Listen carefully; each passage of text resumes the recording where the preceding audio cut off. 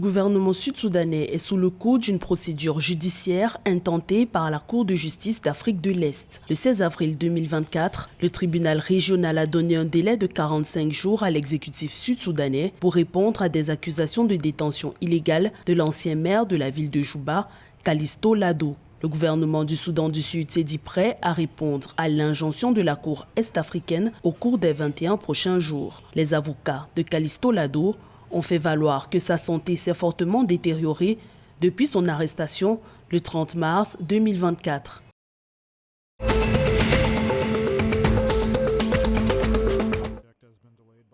Le Burundi a ratifié l'accord de financement additionnel des projets hydroélectriques de Djidji et Mulembwe.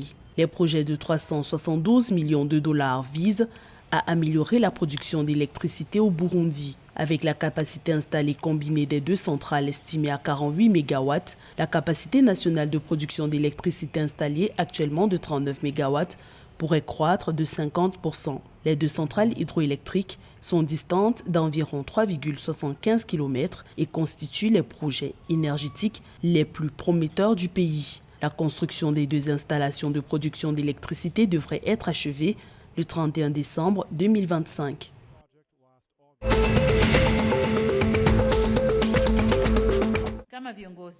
En Tanzanie, la présidente Samia Suluhu Hassan a instruit la création de 46 000 emplois. Le 18 avril 2024, les médias tanzaniens ont rapporté que 12 000 emplois seront créés dans le secteur éducatif, tandis que 10 000 médecins devraient intégrer la fonction publique. Le gouvernement envisage de concevoir une nouvelle politique de recrutement dans la fonction publique qui prendra en compte les autorités régionales. Selon des statistiques officielles, plus de 20% des jeunes Tanzaniens sont actuellement au chômage.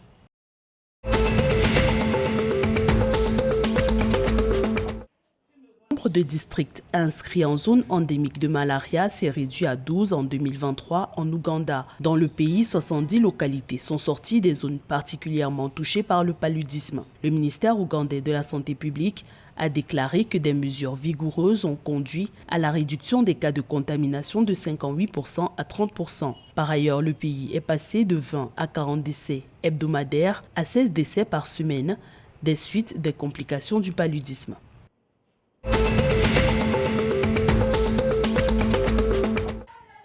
Les équipes de hockey du Kenya se sont qualifiées pour la Coupe d'Afrique des Nations de la discipline en 2026. Le Kenya est classé deuxième avec 943 points derrière l'Afrique du Sud qui compte 1399 points dans le dernier classement international. Le Nigeria est troisième avec 859 points.